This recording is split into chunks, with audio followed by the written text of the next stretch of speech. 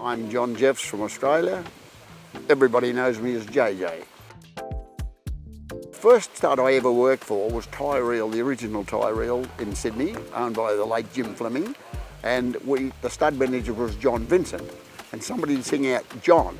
Nobody knew whether it was John or John. So he was JV and I became JJ 26 years ago and stuck ever since. What my role is, wherever I work, I'm what they call front of house. And I'm there to look after the clients. And I've been doing it so long, guys will come along and they'll say, can I have a look at 1, 2, 3, lots 4, 5, 6, 7, 8, 9, but add whatever you want to add to the list. Or conversely, somebody will come along and say, what should I see? I haven't seen your draft. I don't want to look at 20 horses or 18 horses. Just show me your best 2 colts, best 2 fillies. And I do my best to do that.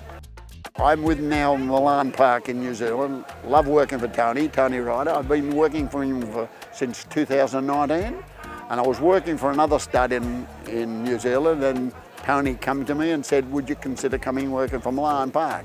Love working with them. They always have nice horses, good draft. They look after me and I love working for them. They're good people, as I say, and they've got lovely horses.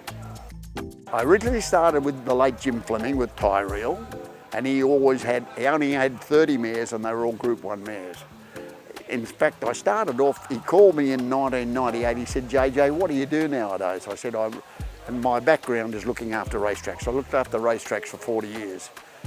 And he said, can you come and work for me at Easter, 1998? And I said, Jim, I buy horses, I don't sell them. He said, please, come and help me out, I need you. I've been at it ever since. I come from a country town called Cowra in Western New South Wales, and the local racing club, which was very strong in those days, had no secretary. And somebody suggested I should take it over. I knew nothing about doing it. So I took over, that was in 1969.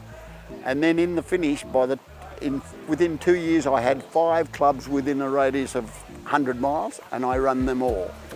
Then in 1972, the Sydney Turf Club approached me and asked me would I come to Sydney and consider being assistant racecourse manager. Knew nothing about running tracks, but they were prepared to teach me. And then the Hong Kong Jockey Club approached me to come to Hong Kong as clerk of the course, which was another title for racecourse manager. So I went to Hong Kong and I was there for 5 years. After that I went to Randwick for 4 years as racecourse manager. And then I just felt it was time to retire. And that was in 1998. And that's when I started to do selling horses at sales. It's my hobby, it's my love, and I love doing it. I love meeting people. I'm here today and I've met people I haven't seen for 12 months. I've known for years and years. It's a great opportunity. I try and treat everybody the same. People, as I said earlier, people will come to me and ask me for their advice. I don't know it all, but I do my best and they keep coming back. So I guess we're doing something right.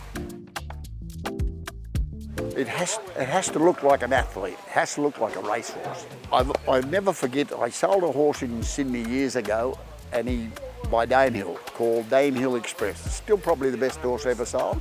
He just looked an athlete. The late Ivan Allen, who was considered one of the best trainers in the world, he walked past me with this particular sale. He said, have you got a really nice horse I should see? I said, yeah, you should see 1, 2, 3, whatever his lot number was at the time. He said, well, bring him out. And he said, mate, he's a nice horse. Paid $1 million for him. It was our first ever $1 million colt. And he was delighted, we were delighted. There's no place to sell a horse like Cracker. The marquees, the hospitality, but the set out. You can have 5, 6, 7 parades going and there's no dramas. The horse gets away, it's easy caught. It's just Mecca. A lot of other complexes could be just as good, but this is the best. I love coming here.